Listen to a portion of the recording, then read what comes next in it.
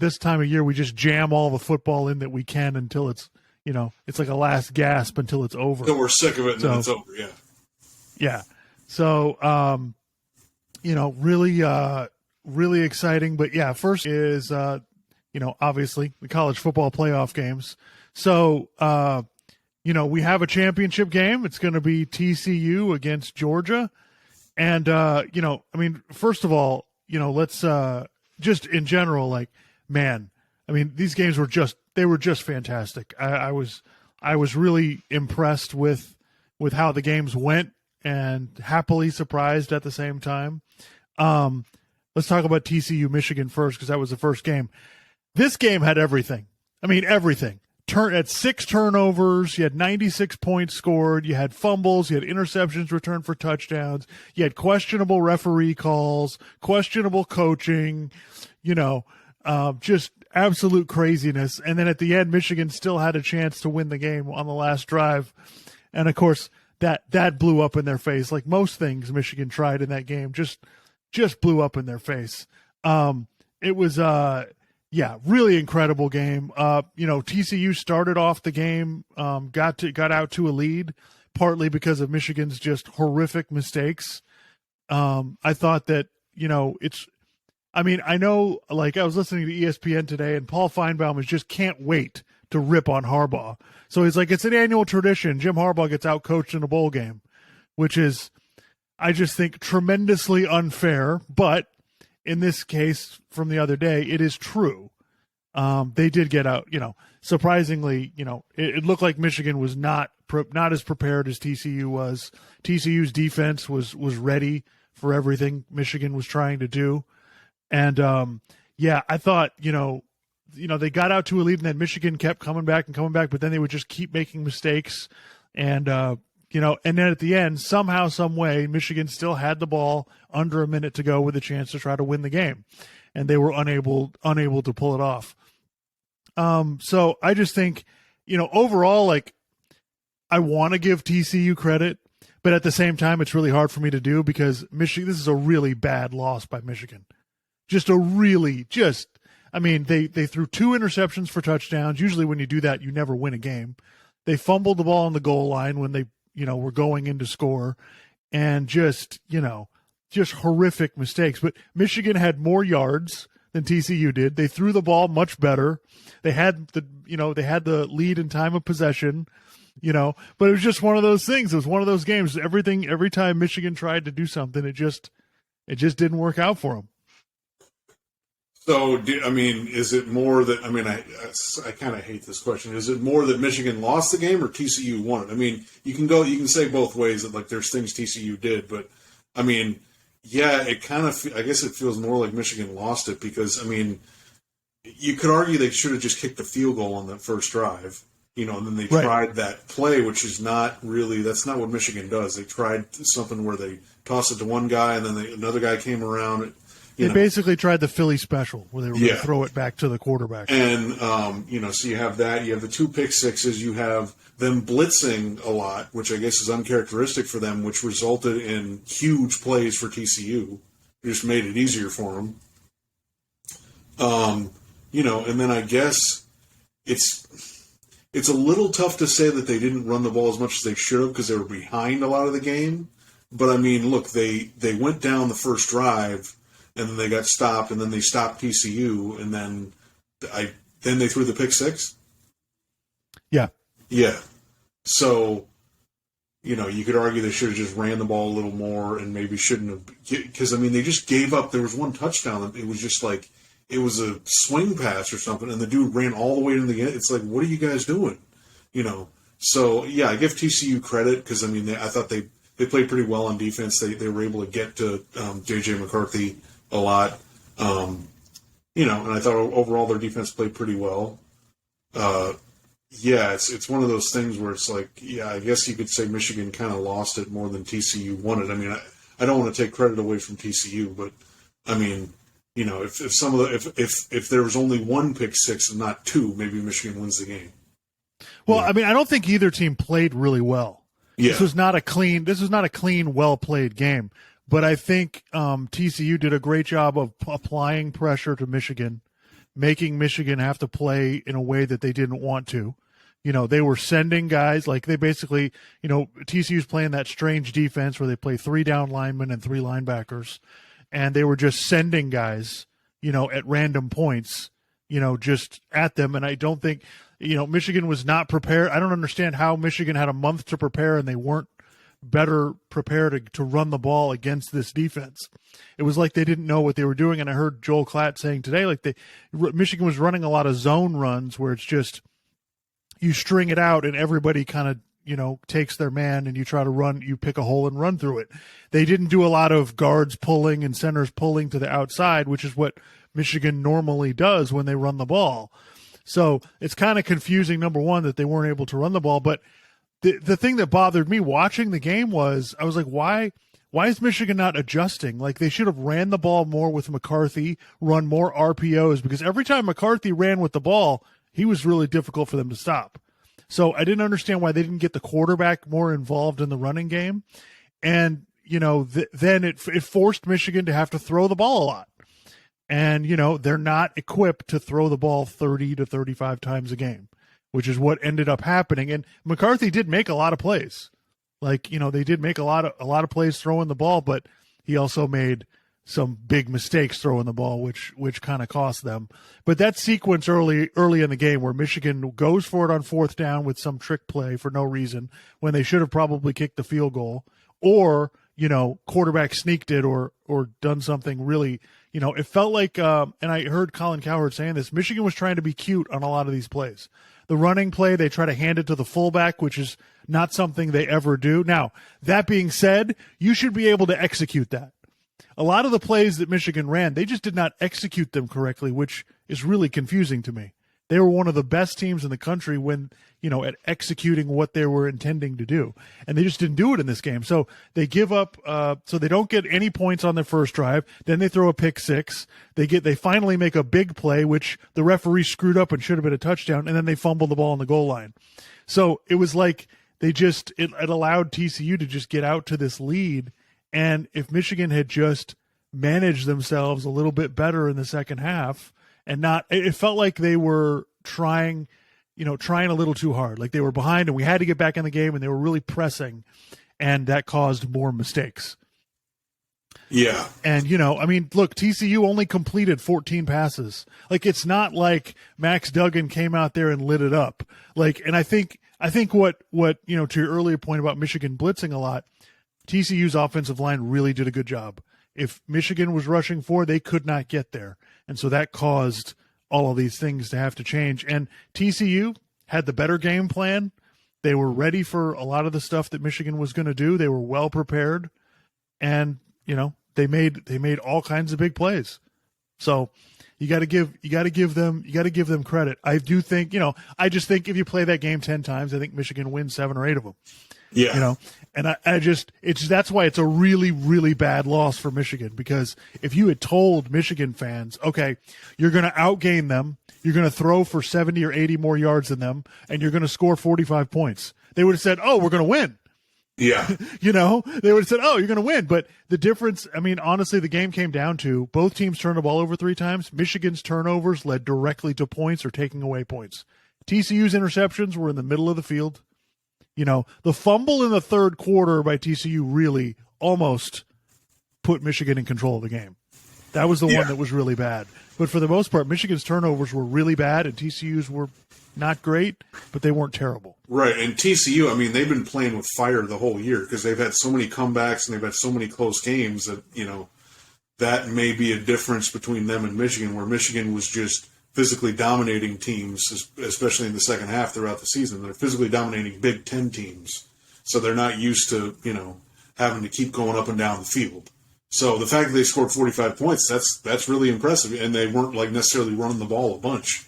So, yeah, they just, it's just way too many mistakes. I think that's going to be one of those. Now, I don't know that they would have been able to beat Georgia in the national championship game, but, this is one of those things where you're just going to look back and go, man, we had a golden opportunity to at least get to the national championship game, and they just, they made a bunch of mistakes. They were too cute, and they just didn't, they didn't get it done. They didn't make the plays they needed to make. So, and that's one of those things, like, not kicking the field goal at the beginning of the game. That's just one of those things that I don't really understand. We've talked about this a bunch on the podcast because it happens in the NFL too. Early in the game, you're tied at 0. It's your first drive of the game. Okay, you just had a huge run down the field. Okay, it's not 4th and 1, it's 4th and 2, and it's kind of like it's when you look at the risk reward of it, it's basically like, okay, well, if we get this, then that's huge, right? And then TCU is like, oh God, we're behind, But if you don't get it, then it's like TCU is like, oh man, we just avoided something. Now we got the ball back. Now if you kick a field goal, it doesn't have the same effect as 7 points, but it's at least like, hey, we went down there, we got 3 points on our first drive. Well, and the sequence there, it's like a major coaching blunder, right? They look like they're going to go for it on 4th down. They call timeout, and then they come back with the trick play. For the strategy makes no sense. If you're going to go for it, run the ball, so that way at least TCU has to start with the ball on the 1 or the 2 yard line. Right, so you have even if you don't score there, you're in control of field position, right? But they didn't do that, and they ended up losing 8 yards on the play, which basically gave TCU a big break. Where even if they hadn't done anything on offense, and I think they ended up punting anyway, you could have had them backed up. So yeah, there were a lot of questionable decisions like that by Michigan in this game, and I do think it affected them, the fact that they were never really in a game this season where they had to throw the ball to win. Now, they threw the ball against Ohio State, but Ohio State was playing 0 coverage. Yeah. So guys were wide open or one-on-one. Like, it wasn't, he didn't have to throw against a set defense. And a lot of the big plays that Michigan made over the top were because TCU was defending the run. Like, whenever Michigan dropped back and it was a straight-up pass play and TCU played coverage when they knew they were going to throw, Michigan couldn't make any plays down the field. So it's one of those things, and I understand why that TCU defense can be effective, especially when you're stopping the run, because there's so many guys you can put in coverage really easily. Yeah. Well, and just back to the 4th down thing, like, I think some fans, like, they'll get, like, there's been times I've been watching football games and I'll like, college or pro, and I'll criticize a coaching decision, or I'll criticize someone tried to challenge a play. Why did you challenge that? Why did you call that timeout? Why didn't you do this? Why didn't you do that?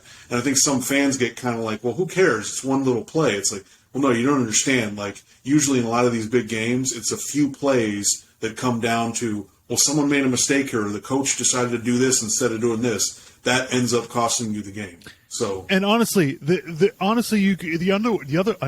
another way to look at it is the red zone. TCU was better in the red zone than Michigan was. That's why they won. They converted into touchdowns most of the time, or more often than Michigan did.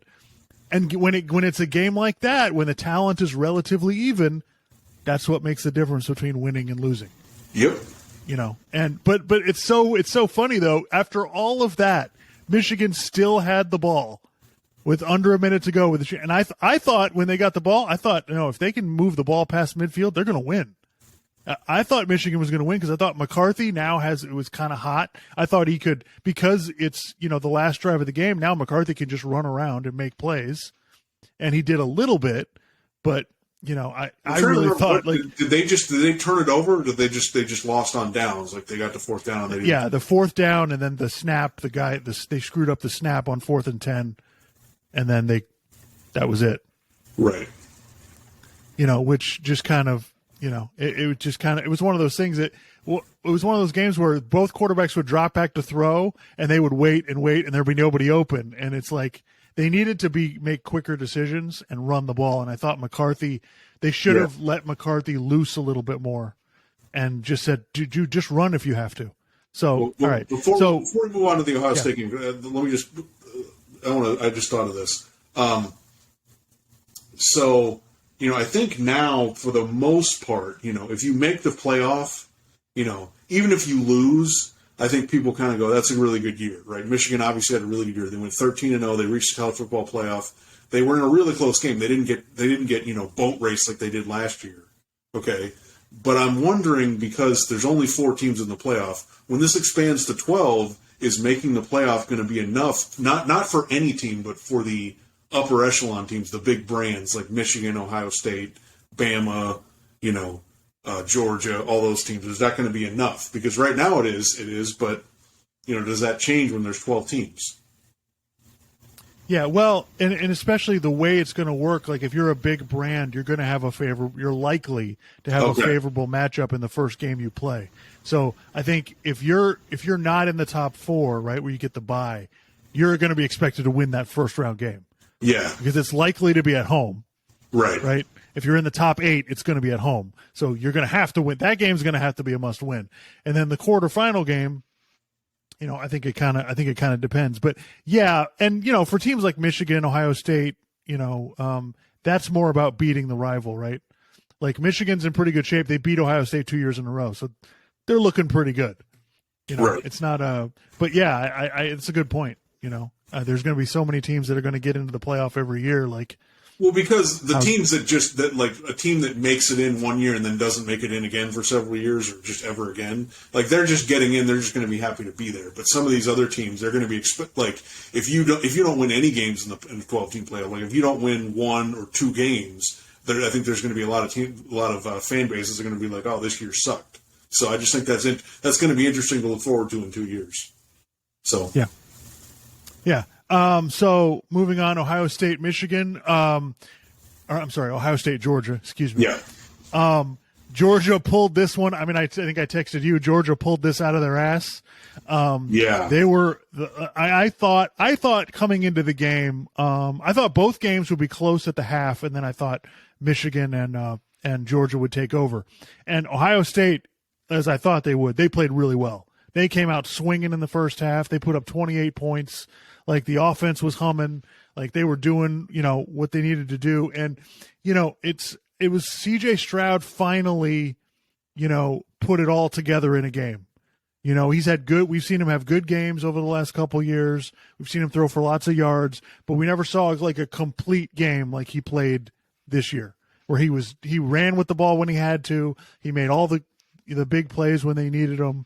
Put up all kinds of yards and points and, did his job, about as well as you can do. And, and I thought Georgia was on their heels for a lot of the game. Like you could see it, like they're like, oh, we can't cover them, especially Marvin Harrison Jr. They couldn't cover him at all. And so Ohio State was just moving the ball up and down the field. And then they have a 14-point lead in the fourth quarter. And you're thinking, I'm sitting there thinking, man, like it's really hard to repeat. It's hard to repeat as champions. It's really hard. Georgia's they're not as good as they were last year. They lost all those defensive players to the NFL. And, they're still really good, but it's harder to keep going like that. And Stetson Bennett is, he's good, but it feels like in a big game, he's going to make a mistake that may kind of hurt you a little bit. And then he'll make some other plays. I mean, he was really good the last 2 drives to get him the lead, but. Yeah, no, he was clutch. When they needed him to be clutch, he was clutch. He threw an interception earlier, kind of got him into trouble a little bit. And Georgia's defense came through in the last couple drives to keep Georgia alive with a chance to do it. And, but it's funny, though, when, Georgia went down and scored and took the lead, I thought, oh, there's too much time. Ohio State's going to win. And they got into field goal range.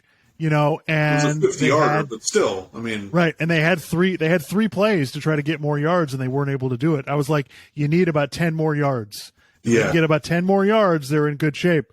But they couldn't do it. They ran the ball once. They had to throw. They tried to throw a couple of passes. He had to throw one away because the pressure got to him.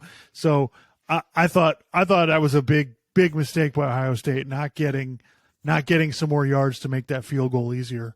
Because I thought, when Georgia scored, I'm like, oh, there's too much time. Ohio State's going to win because of the way their offense had played the whole game. I'm like, they can get 3 points. This is no problem.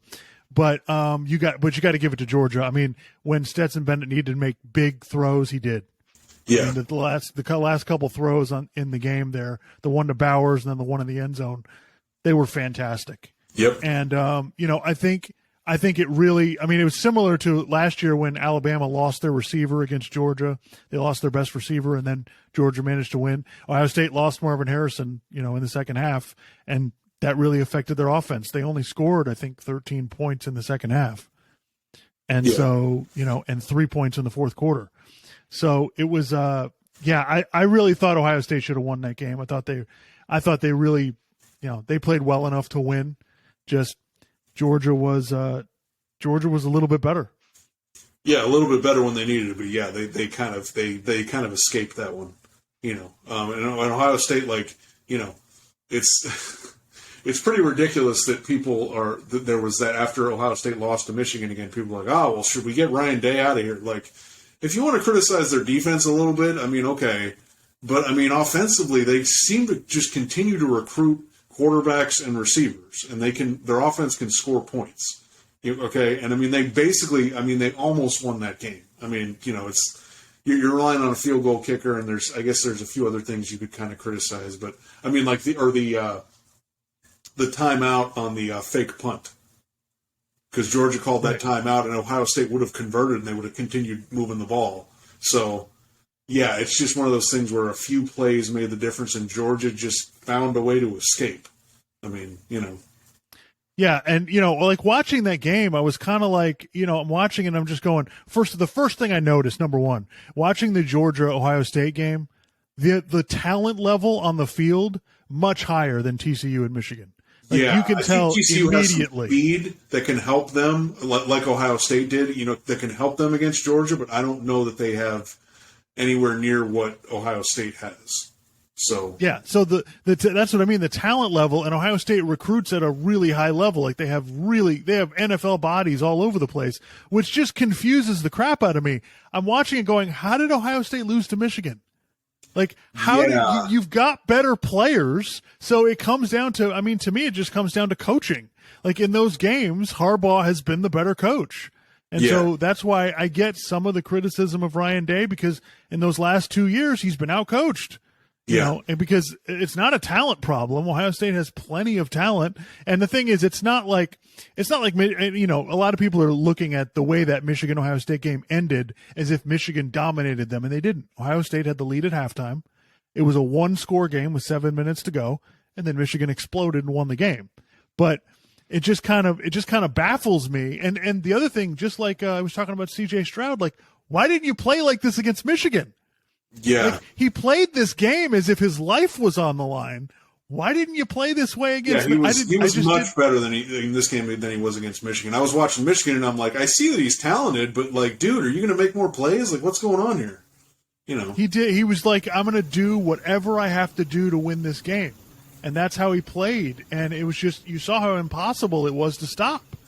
Yeah. So it just kind of confused me. It was just like, man, watching, it was just like, I was complaining earlier. I was kind of like, I was a little bit down on Ohio State. Well, they proved me wrong.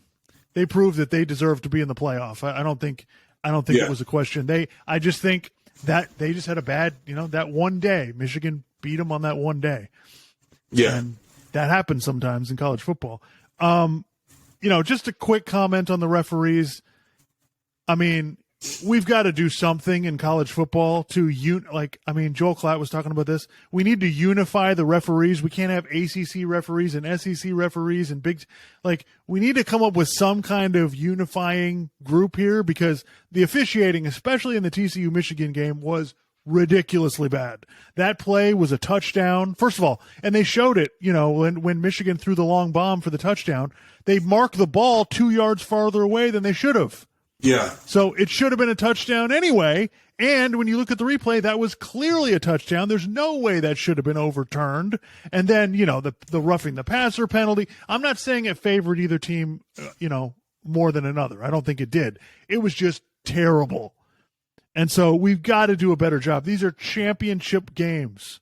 Like, we cannot have, refereeing snafus in these games. It's ridiculous. So I hope I put my hands together and pray that they don't screw this up in the championship game. Yeah. And also, because I had recorded the games and I was watching them back, so I was able to fast forward. I know I've said this numerous times, but it's just, guys, you've got to speed these games up. This is ridiculous. These games take it's like, the reviews, it's like literally, especially because I'm fast forwarding, right? I say, oh, they're going to review this, and I click, because on your, on my iPhone, it has like a fast forward 15 seconds or 30 seconds, right? You fast forward 30 seconds. Still reviewing. 30 seconds. 30 seconds. 30 seconds. 30 seconds. 30 seconds. Are they done yet? Jeez. They're going to commercial. All right, they're coming back. Are they done yet? it just goes on and on and on and on. Yeah, the replays have to go faster. They've got to make these things better for a TV product. Yeah, because in college football they want to be competitive with the most watched things on television. You've got to do this to get the TV ratings up. You cannot.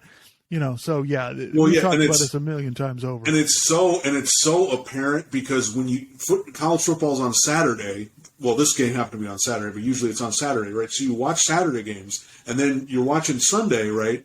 And then you're watching an NFL game, and it's like you look up and you go, oh my God, the first quarter's almost over. And you're like, it's only one. The game starts at 1, and it's only like 1:37 or something. You're like, wow, okay, this is way better.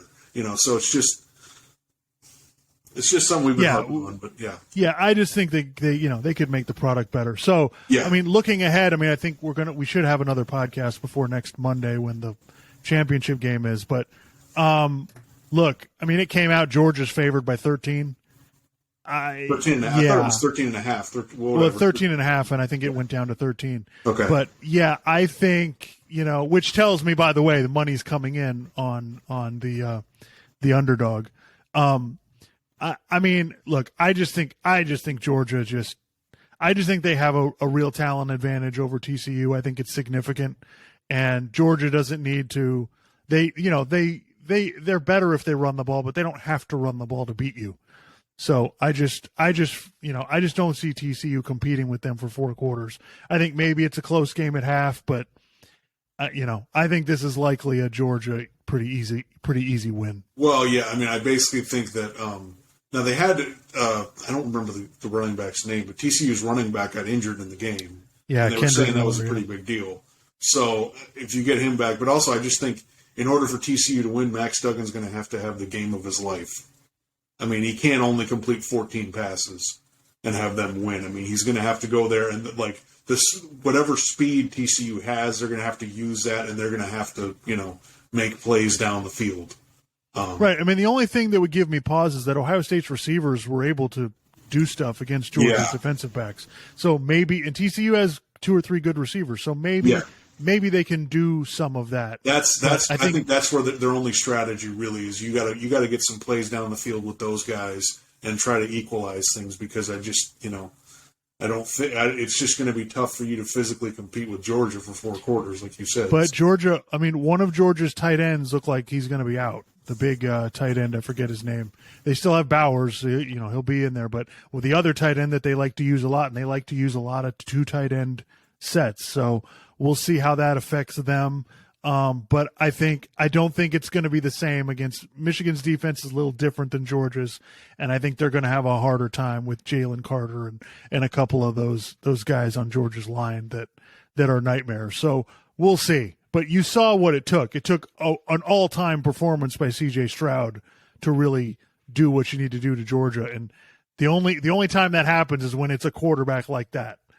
And so we'll see how it goes. But yeah, I think TCU might be competitive for a half, but I have a hard time, thinking Georgia's not going to beat them. And remember, TCU spent the whole month getting ready for Michigan, and now they only get 8 or 9 days to get ready for Georgia.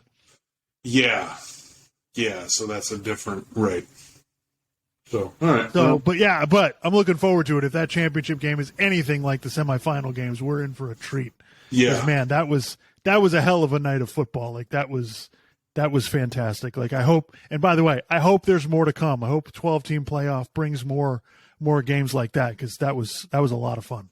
Yeah. All right, so let's get to the downer portion.